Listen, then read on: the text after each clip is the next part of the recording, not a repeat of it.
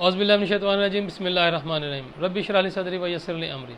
واحلل عقدۃ من لسانی یفقہوا قولی۔ السلام علیکم ورحمۃ اللہ وبرکاتہ۔ ناظرین، جو ہم نے ادراک القرآن کا سلسلہ شروع کیا ہے تو اس میں پچھلے پروگرام میں ہم نے الحمدللہ سورۃ بقرہ کی آیت نمبر 200 تک کا اردو ترجمہ پڑھنے کی سعادت حاصل کی تھی۔ تو آئیے اب ہم آیت نمبر 201 سے لے کر 220 تک کا اردو ترجمہ پڑھنے کی سعادت حاصل کرتے ہیں۔ جی تو شروع کرتے ہیں۔ بسم اللہ الرحمن الرحیم، شروع اللہ کے نام سے جو بڑا مہربان نہایت رحم فرمانے والا ہے۔ سورۃ بقرہ آیت نمبر 201 سے آگے، 201 سے آنورڈ۔ اور انہی میں سے ایسے بھی ہیں جو عرض کرتے ہیں اے ہمارے پروردگار، ہمیں دنیا میں بھی بھلائی عطا فرما اور آخرت میں بھی بھلائی سے نواز، اور ہمیں دوزخ کے عذاب سے محفوظ رکھ۔ یہی وہ لوگ ہیں جن کے لیے ان کی نیک کمائی میں سے حصہ ہے، اور اللہ جلد حساب کرنے والا ہے۔ اور اللہ کو ان گنتی کے چند دنوں میں خوب یاد کیا کرو، پھر جس کسی نے منع سے واپسی میں 2 ہی دنوں میں جلدی کی تو اس پر کوئی گناہ نہیں، اور جس نے اس میں تاخیر کی تو اس پر بھی کوئی گناہ نہیں۔ یہ اس کے لیے ہے جو پرہیزگاری اختیار کرے اور اللہ سے ڈرتے رہو، اور جان لو کہ تم سب کو اسی کے پاس جمع کیا جائے گا۔ اور لوگوں میں کوئی شخص ایسا بھی ہوتا ہے کہ جس کی گفتگو دنیاوی زندگی میں تجھے اچھی لگتی ہے، اور وہ اللہ کو اپنے دل کی بات پر گواہ بھی بناتا ہے، حالانکہ وہ سب سے زیادہ جھگڑالو ہے۔ اور جب وہ آپ سے پھر جاتا ہے تو زمین میں ہر ممکن بھاگ دوڑ کرتا ہے تاکہ اس میں فساد انگیزی کرے اور کھیتیاں اور جانیں تباہ کر دے، اور اللہ فساد کو پسند نہیں فرماتا۔ اور جب اسے اس ظلم و فساد پر کہا جائے کہ اللہ سے ڈرو تو اس کا غرور اسے مزید گناہ پر اکساتا ہے، پس اس کے لیے جہنم کافی ہے اور وہ یقیناً برا ٹھکانہ ہے۔ اور اس کے برعکس لوگوں میں کوئی شخص ایسا بھی ہوتا ہے جو اللہ کی رضا حاصل کرنے کے لیے اپنی جان بھی بیچ ڈالتا ہے، اور اللہ بندوں پر بڑی مہربانی فرمانے والا ہے۔ اے ایمان والو، اسلام میں پورے داخل ہو جاؤ اور شیطان کے رستوں پر نہ چلو، بے شک وہ تمہارا کھلا دشمن ہے۔ پس اگر تم اس کے بعد بھی لغزش کرو جب کہ تمہارے پاس واضح نشانیاں آ چکیں تو جان لو کہ اللہ بہت غالب، بڑی حکمت والا ہے۔ کیا وہ اسی بات کے منتظر ہیں کہ بادل کے سائبانوں میں اللہ کا عذاب آ جائے اور فرشتے بھی نیچے اتر آئیں اور سارا قصہ تمام ہو جائے تو سارے کام اللہ ہی کی طرف لوٹائے جائیں گے؟ آپ بنی اسرائیل سے پوچھ لیں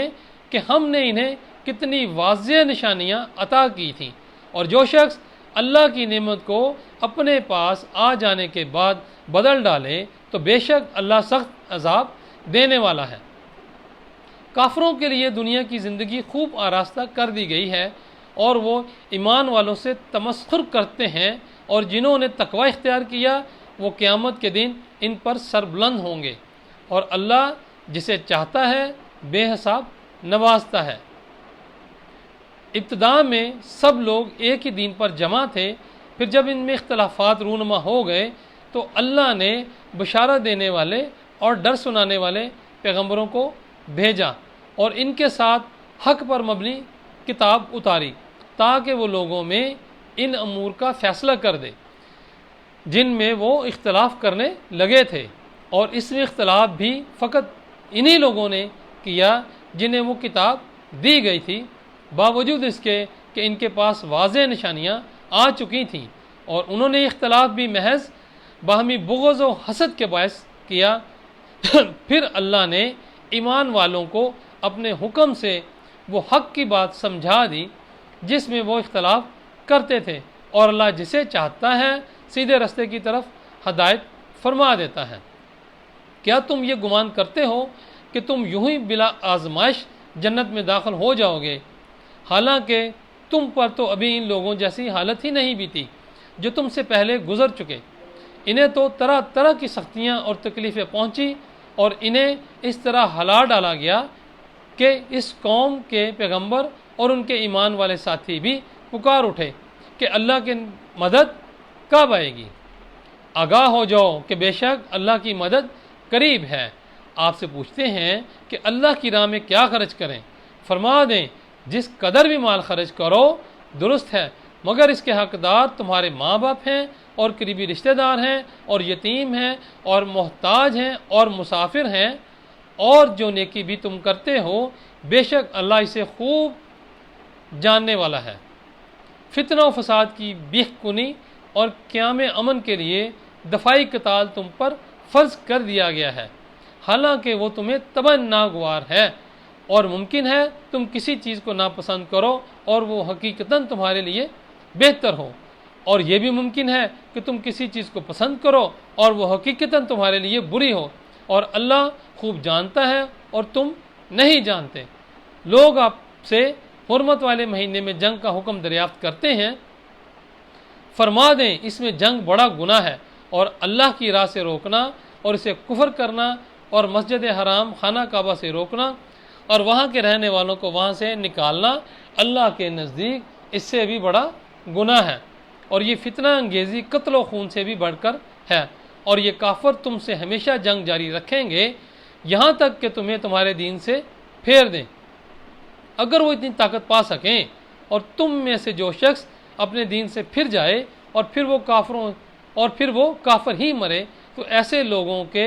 دنیا اور آخرت میں سب اعمال برباد ہو جائیں گے، اور یہی لوگ جہنمی ہیں اور وہ ہمیشہ اس میں رہیں گے۔ بے شک جو لوگ ایمان لائے اور جنہوں نے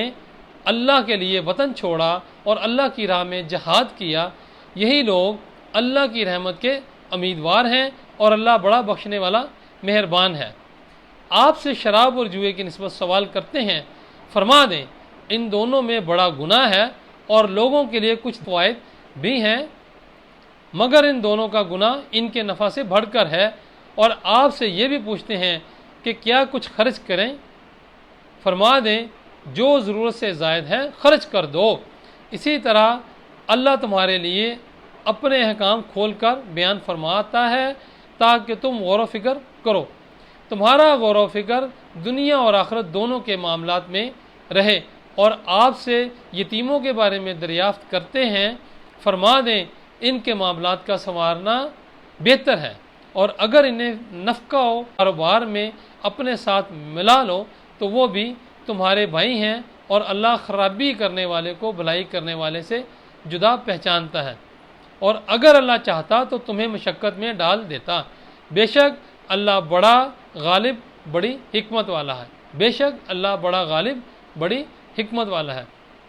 جزاک اللہ۔ آج ہم نے سورۃ بقرہ کی آیت نمبر 220 تک کا اردو ترجمہ پڑھنے کی سعادت حاصل کی۔ اللہ سے دعا ہے کہ اللہ پاک ہماری اس کاوش کو قبول و منظور فرمائے، اور اللہ تعالیٰ ہم سب کے اوپر، آپ کے اوپر، آپ کی فیملی کے اوپر، ہم سب کے اوپر اللہ پاک آسانیاں پیدا فرمائے۔ آمین یا رب العالمین۔